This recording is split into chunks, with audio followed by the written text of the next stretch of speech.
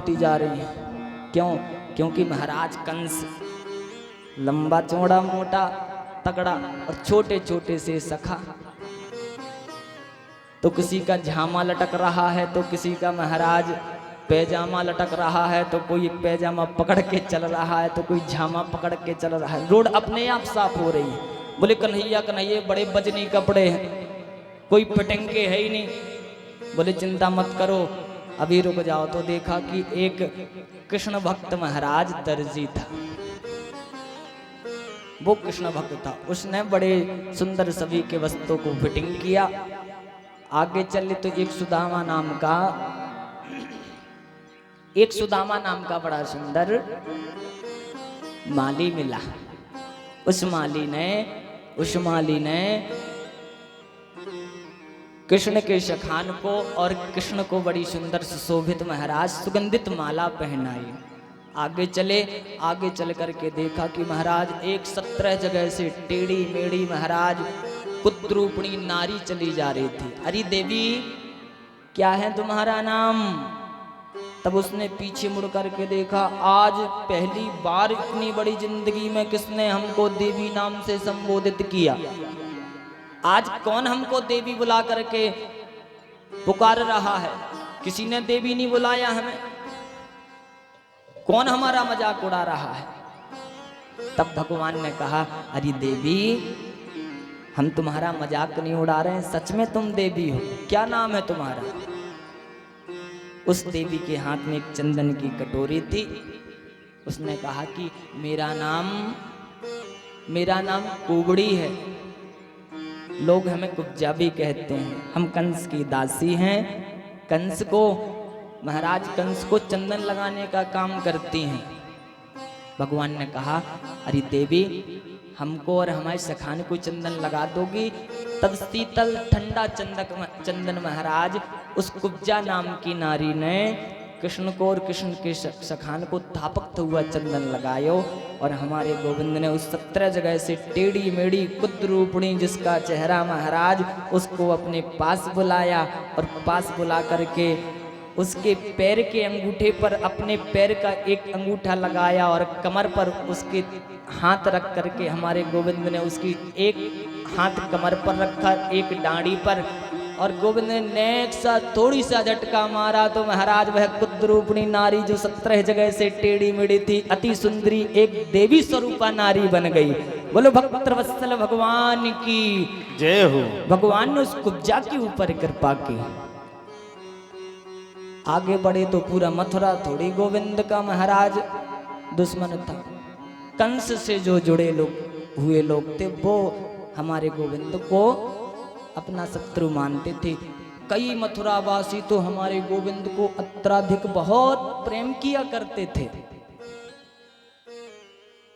चले हमारे श्याम सुंदर मथुरा वासियों ने भी कन्हैया का स्वागत किया। माताओं बहनों ने भक्तों ने अपनी अपनी अटारी अपने अपने छतों पर चढ़ करके महाराज कन्हैया के ऊपर पुष्प वृष्टि की, फूलों को बरसाया। जैसे हमारे गोविंद आगे बढ़े तो महाराज वहीं पहुंच गए जहां वह कंस की महाराज यज्ञशाला थी, जहां यज्ञ हो रहा था। इधर बीच में महाराज कंस के कई सैनिकों का हमारे गोविंद ने उद्धार भी किया। अब जैसे प्यारे सज्जनों उस यज्ञशाला के समीप पहुंचे, यज्ञशाला में प्रवेश किए तो सुखदेव जी महाराज वर्णन करते हैं कि मल्लानां सनिनां नरवरहं कि स्त्रीणां स्मरमूर्तिमान् गोपानां स्वजनो सतां क्षितिभुजां शास्त्रा स्वप्रतो शिशु किमित्युर्भोजपते विराट विदुषां तत्तं परं योगिनां विष्णूनां परेद देत विदितो रकं गता साग्रजा। हमारे गोविंद जैसी यज्ञशाला के अंदर पहुंचे तो महाराज बड़े बड़े मल्ल, बड़े बड़े महाराज योद्धा दिखाई दिए। माताएं बहनें महाराज बैठी हुई हैं, विद्युत विद्वान साधु संत बैठे हुए हैं, ब्राह्मण बैठे हुए हैं, बच्चे छोटे छोटे से बैठे हुए हैं। लेकिन वहां पर क्या हुआ कि जैसी रही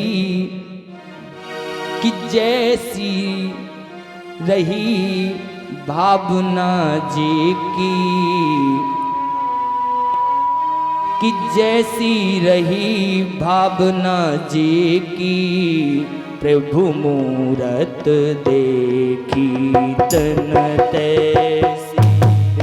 जागी रही भावना जैसी, प्रभु मूरत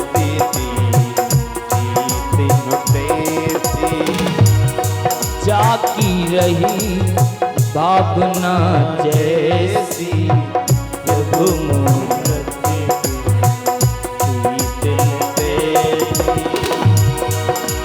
ओ जाकी रही भावना जैसी, प्रभु मूरत देखी तिन तैसी, प्रभु मूरत देखी तिन तैसी। जा पर कृपा आपू की होई, ता पर कृपा करे सब कोई। जा पर कृपा आपकी होई, ता पर कृपा करे सब कोई। जिस प्रकार जिसकी भावना उसी प्रकार सभी ने हमारे श्याम सुंदर का दर्शन किया। सज्जनों, मल्लों को लग रहा है, मल्ला नाम संगीर्णाम है कि कोई बहुत बड़ा मल्ल आ रहा है हमारे सामने। छोटे छोटे बच्चों को लग रहा है कोई हमारा सखा आ रहा है, माताओं को लग रहा है कोई छोटा सा बच्चा चला आ रहा है, कैसे युद्ध करेगा, एक कैसे युद्ध में जीत पाएगा। संतों को लग रहा है कि हमारी तपस्या पूरी हो गई। और जैसे ही हमारे गोविंद आगे बढ़े तो कंस का ऊंचा सिंहासन, जिस सिंहासन पर कंस बैठा हुआ है, कंस को लग रहा है साक्षात हमारी मौत चली आ रही है। भगवान ने सभी को अलग अलग रूप में दर्शन दिया। जिस प्रकार से जिसकी भावना उसी प्रकार से सभी को हमारे प्रभु ने दर्शन दिया। कृष्ण बलराम को चारों मुष्टिक दौड़े और महाराज एक ने कृष्ण को पकड़ लिया, एक ने बलराम को पकड़ लिया और जाकर के महाराज बड़ा युद्ध हुआ। लेकिन हमारे गोविंद ने महाराज चारों मुष्टिक को दोनों को महाराज आसमान में हाथ में उठाया और आसमान में 4 बार घुमा करके धड़ाम से जमीन पर मारा, उनका उद्धार हो गया और दौड़ पड़े हमारे गोविंद ऊंचे सिंहासन पर जहां पर कंस बैठा हुआ था। और हमारे गोविंद ने कंस को पकड़ा और कंस के केस पकड़कर उसको घसीटना शुरू कर दिया। और जैसे ही घसीटना शुरू किया तो कंस चिल्लाए, बचाओ बचाओ बचाओ, पर कोई बचाने वाला नहीं था। मामा जी, अब कोई बचाने वाला नहीं है। तब कंस को दर्द होने लगा। कंस कहने लगा, कन्हैया बालों को छोड़ दे, बड़ा कष्ट हो रहा है, बड़ा तेज लग रहा है, बड़ी वेदना हो रही है। अरे कन्हैया केसों को छोड़ दे। तो हमारे गोविंद ने कहा, अरे मामा जी, आज पता चला कि बाल पकड़ने से लगता भी है, केस पकड़ने से, केस खींचने से लगता भी है। करो मामा जी वो दिन याद जिस दिन हमारी माँ देवी की विदा होकर के महाराज अपने ससुराल जा रही थी और तुमने आकाशवाणी के कथन अनुसार हमारी माँ देवकी के केसों को खींचा था। आज तुमको लग रहा है, उसको नहीं लग रहा था। अरे कंस, आज में हम तुम्हें नहीं छोड़ेंगे। कि जाके पग नाही फटी बिमाही, बाका जाने पीर पराही।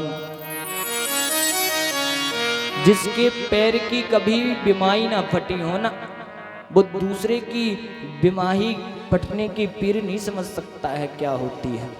सज्जनों, जो आपको बुरा लगता है वो सबको बुरा लगता है, जो आपको पसंद है वो सबको पसंद है।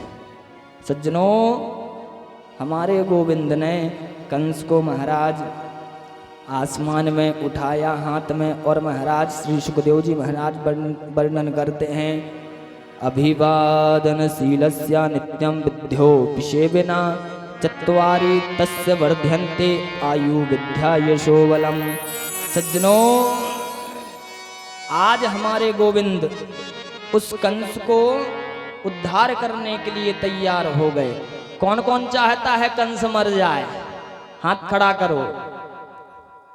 जो नीचे किए हुए हैं वो कंस के प्रेमी हैं क्या? कंस के प्रेमी हैं? प्रेमी हो कि कृष्ण के प्रेमी हो? तो हाथ खड़ा करो। कौन कौन चाहता है कंस मर जाए? सुखदेव जी महाराज यहां वर्णन करते हैं, राजन, कंस जो है कृष्ण का मामा था।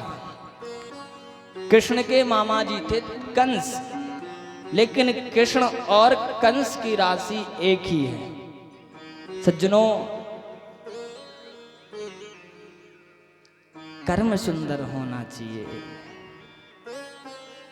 लेकिन हमारे गोविंद कितने करुणामय हैं, दयामय हैं। अपने मामा इस दुष्ट कंस मामा को भी महाराज मुक्ति प्रदान कर रहे हैं। हमारे गोविंद ने अपने हाथों से अपने मामा को उठाया, उठा करके महाराज ऐसा घुमा करके जमीन में धड़ाम से पछाड़ लगाई और जा करके कंस का उद्धार हो गया।